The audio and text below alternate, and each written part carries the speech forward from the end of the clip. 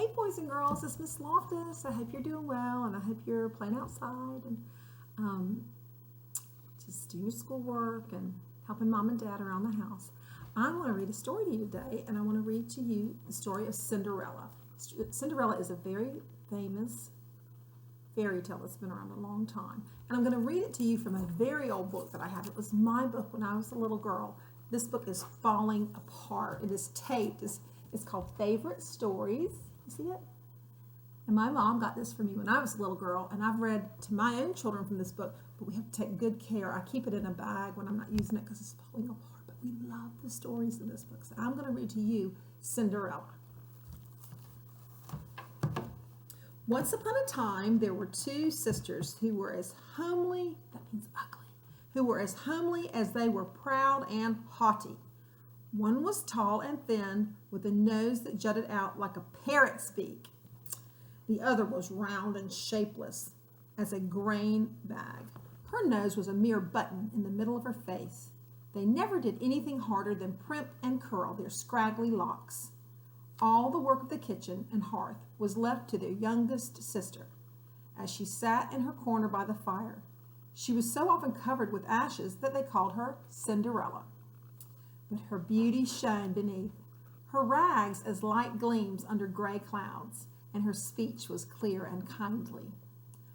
On a certain spring morning, the whole town was astir like bees about to swarm, for the king's heralds had stood in the square beneath the steeple clock. They had lifted their long silver trumpets to their lips and announced, "Hear ye! Hear ye! In 1 month, 1 week, and 1 day from this day, the prince, heir to the throne of our good land, will celebrate his 21st birthday."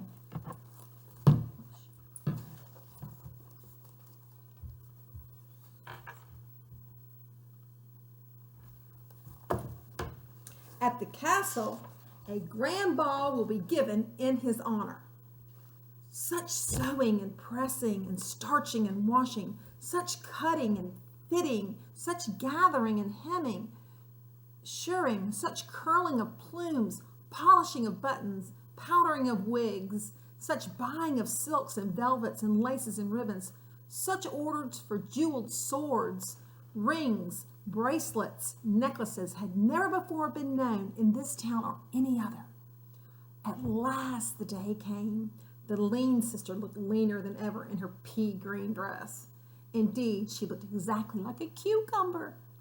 The fat sister in her red dress looked rounder than ever, quite like a beet out for a walk, topped by what seemed to be a cluster of leaves, but which really were a bunch of plumes. Plumes are feathers.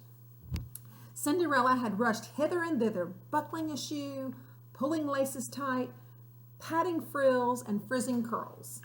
No one had even thought of Cinderella's going to the ball. She watched sadly as her sisters drove off in a hired carriage with a single footman and groom. There's a picture of Cinderella helping her sisters get ready.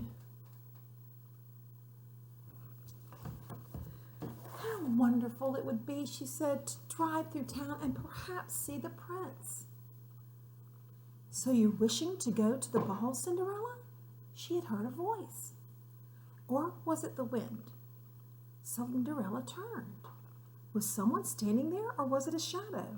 Again, the sounds formed themselves into words. "If you do exactly as what I ask, I will help you, but we must work quickly." Cinderella looked up once more.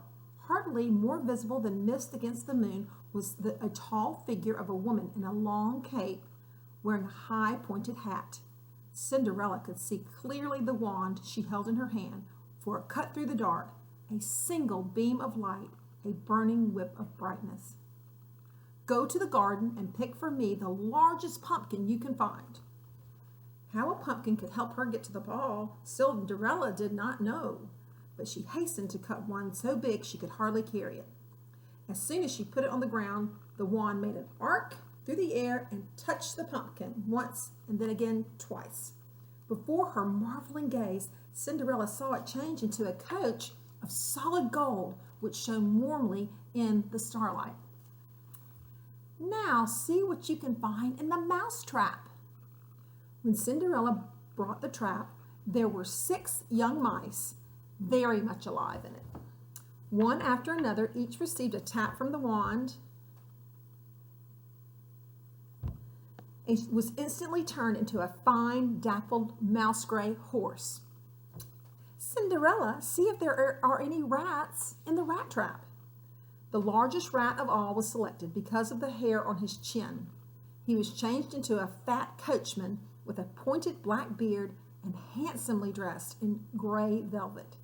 He at once took his place, gathering up the jeweled reins as if he had done nothing all his life but drive spirited horses. Look behind the well house and bring me the 6 lizards you see there. Almost before the lizards had slipped from her grasp, 6 footmen stood in a row, their liveries covered with lace, their hats in their hands as they made a low bow. They sprang up behind the coach and clung there as closely as ever lizards clung to a rock. And now for you, my child.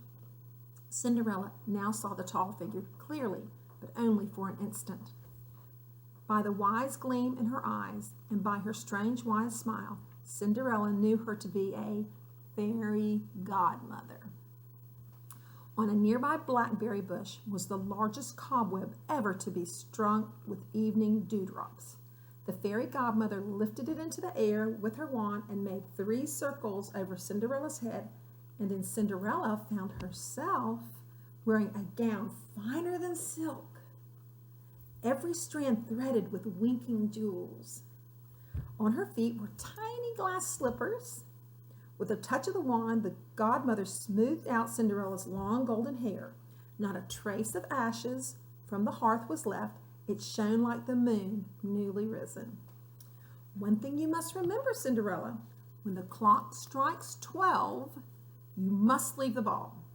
If you do not, the coach will turn back into a pumpkin, the horses into mice, the coachman into a rat, and the footmen lizards, all once more, and they will hurry away to hide under a stone. Your dress will be changed back into rags, and you will run barefooted wherever you go, Cinderella. Cinderella promised she would be back on time. Now here's a picture of Cinderella's carriage and the fairy godmother turning it into. See? Okay. So Cinderella promised she'd be leaving by the stroke of midnight.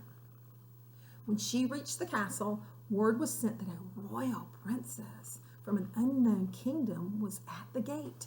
The king's servants lighted her way with flaring torches. Pages, footmen, and the chief high steward all led her to the ballroom. When she stepped inside the door, a sigh of wonder rose from the lips of all who were there. The prince had dutifully chosen as his partner the sister in green, who looked like a tall, nodding asparagus stalk as she took her place in the minuet. Once his eyes fell upon Cinderella, the prince left her sister and danced with Cinderella and no one else.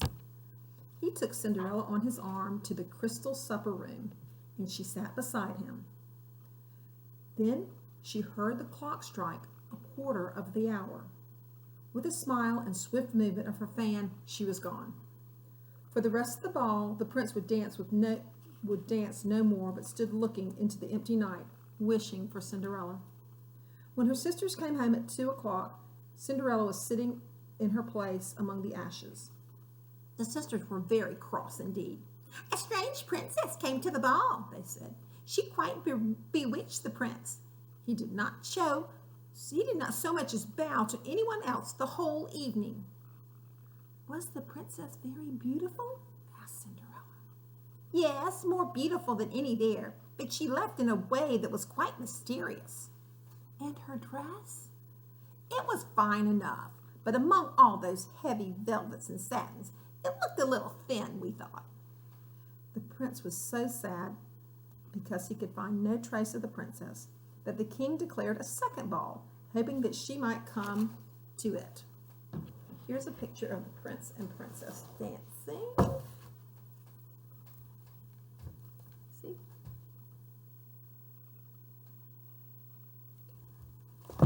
So the king's going to have a second ball, hoping Cinderella will come back. Hoping that she might come to it.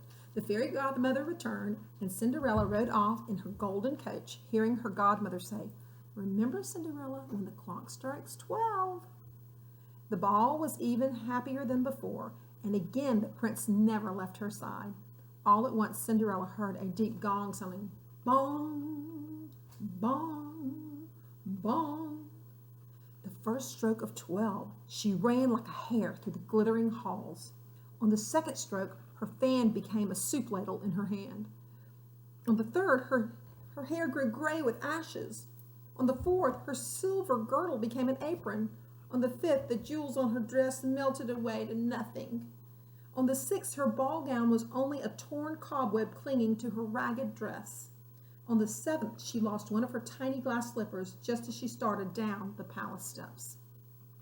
On the eighth, the coachman rose from his seat and ran away on 4 legs, a fat rat with hair on his chinny chin chin. On the 9th gong, the dappled horses saw a black cat and reared in fright, then like mice went scampering into the bushes. On the 10th gong, the coach became a pumpkin and rolled down a cobbled lane, setting all the town dogs to barking and racing after it. On the 11th, Cinderella herself went running through the street, trying to hide from the moonlight and hunting for the darkest shadows. On the 12th, she sat weeping by the hearth. When her sisters returned, they were angrier than ever. "We might as well have stayed home and sat in the ashes like you," they cried. "The prince saw no one but the strange princess, but he paid as much attention to us as to any countess or duchess." Now, at the second ball, the prince had rushed after Cinderella, and on top of the palace steps, in the dark, winking like a star, he had found her little glass slipper. So sad was he, unwilling to eat and unable to sleep, that he grew pale and ill. The king sent his heralds all through the countryside to find out whose foot was small enough for the slipper to fit. Here's some pictures of the fairy godmother and more the prince and Cinderella dancing.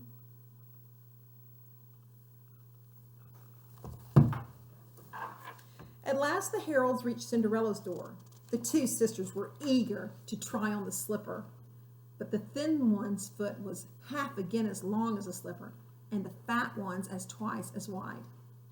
"Is there no one else in this house?" asked the chief herald. "Only Cinderella. She sits in the ashes all day and is ragged and streaked with soot from the pans and kettles." "It could not be that one," they said. "Not if she were the only girl in the kingdom." But the herald saw that Cinderella was beautiful. He slipped off her cracked leather shoe and tried on the glass slipper. It fitted like wax, and from her pocket she brought its mate. Her sisters were dumb with astonishment. The fat one began to sob and wheeze out her disappointment, and the thin one hissed like a kettle. Here's a picture of the herald putting the glass slipper on the sister's foot, and you see it doesn't fit. But it did fit Cinderella's foot. The herald led Cinderella away, lifting her to his saddle, rode with her to the prince. When the prince received her at the castle, he did not see her rags or the ashes. He only saw her beauty and her gentleness, and that she wore the shining glass slippers.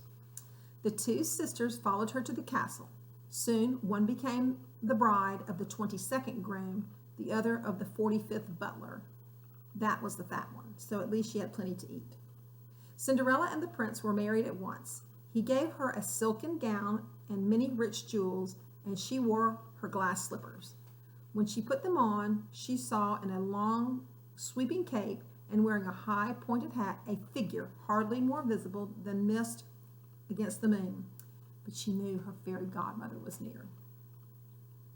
The king ordered a wedding feast, the finest ever known. It lasted 10 days and nights, and the prince and Cinderella lived happily ever after.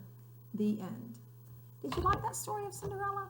You know, Cinderella's a fairy tale, and a lot of fairy tales begin once upon a time, and they end with they lived happily ever after.